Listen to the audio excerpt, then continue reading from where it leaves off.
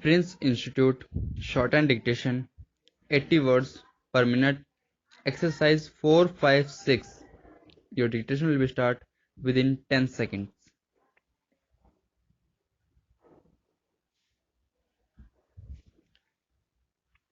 Start. Mr. Deputy Chairman, I support the motion for reference of the bill to a joint select committee. I heartily welcome the provisions of this measure meant to ameliorate the conditions of workers in the road transport industry.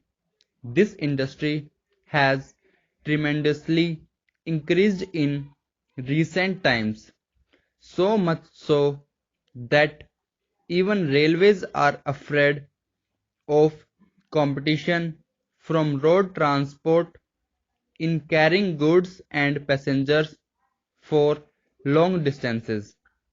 We have made enactments for all the big industries.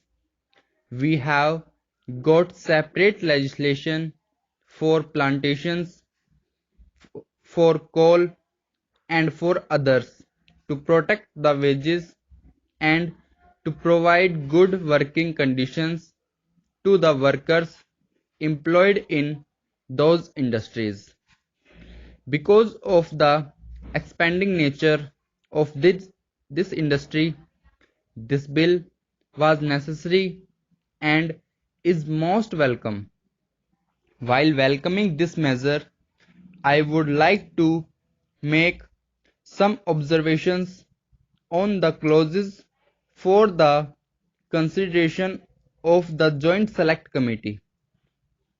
With regard to Clause 1 dealing with definitions and provisions of this bill apply only to those undertakings which employ more than 10 workers. Under certain circumstances, it can be extended to those undertakings which employ even 5 workers. I know that the government have their difficulties in applying the provisions to each individual working in this industry, and that has got to be appreciated. But we have got a fear that this might lead to fragmentation of some of the bigger units.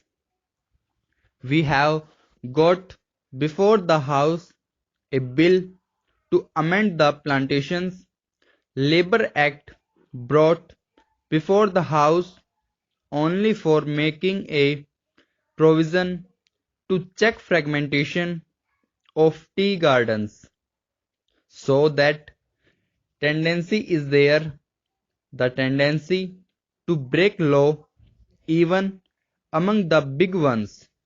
Therefore, I suspect that this provision is likely to be misused by some undertakings, and there might be a tendency for fragmentation. I am glad that my friend Mr. Verma has just suggested that an attempt should be made to make viable units. Of course, there are many transport cooperatives, societies working at present, and there is a tendency to operate these services on a cooperative basis. To avoid any misuse of the Act, my request to the Honourable Minister would be that this bill should be made applicable to everybody. This has got to be done, otherwise there will be fragmentation and there will be a tendency to employ 5 or less than 5 workers. Thousands of trucks and buses are running in the country which are working individually. Sir, I am glad that with regard to the other provisions, this bill has followed the Factories Act. I am glad that all the good provisions of the Factories Act have been incorporated in this bill at the very outset. We have got the experience that the provisions of the Factories Act were applied even in the case of mines after a long time. We had to wait for a long time even for the application of overtime rules under the Factories Act. I am glad that provisions relating to wages, hour of work, overtime, etc. have been made applicable and that the workers in the road transport industry will have the advantage of all these facilities which have been allowed under the Factories Act from the start. I may, however, point out that in Chapter 5, dealing with hours and limitations of employment, provision has been made that workers could be relieved after rendering 10 hours duty. This provision appears to me to be extraordinary. I know that the difficulties of the road transport industry. The conditions of working are quite different from ordinary factories.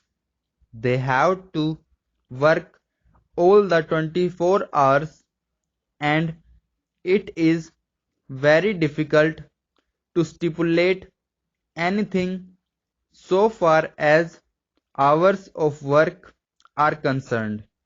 But still, I may submit that nowhere in no industry the working hours prescribed are more than 9 hours. So this will have to be taken into consideration while considering the working hours of workers in the road transport industry with regard to Chapter 7 Wages and Leaves.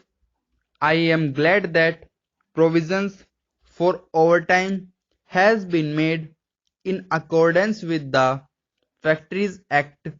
I have to observe that though clause 29 of this bill is a copy of section 79 of the Factories Act, some of the explanations and provisions which have been made only to clarify the position and not to add to the facilities of advantages have been omitted.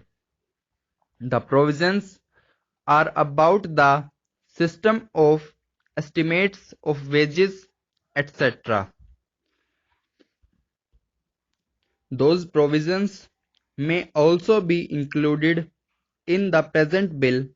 Then, sir, some observations were made by some members. One of them was that the Payment of Wages Act does not apply to these workers. I submit that it does apply and clause 27 of this bill provides for it. There were some other observations also that some other facilities like health insurance and other things have not been provided. I hope that the State Insurance Act will be made applicable to the workers. If it is not applicable, or if it cannot be applied in the present form, necessary amendment may be made.